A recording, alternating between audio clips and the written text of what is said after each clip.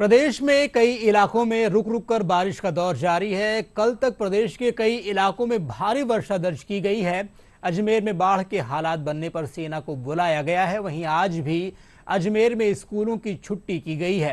प्रदेश में अब तक औसत से अधिक बारिश हो चुकी है। मौसम विज्ञान केंद्र ने आज भरतपुर, जयपुर, अजमेर, कोटा और उदयपुर में भारी बारिश का अलर्ट जारी किया है।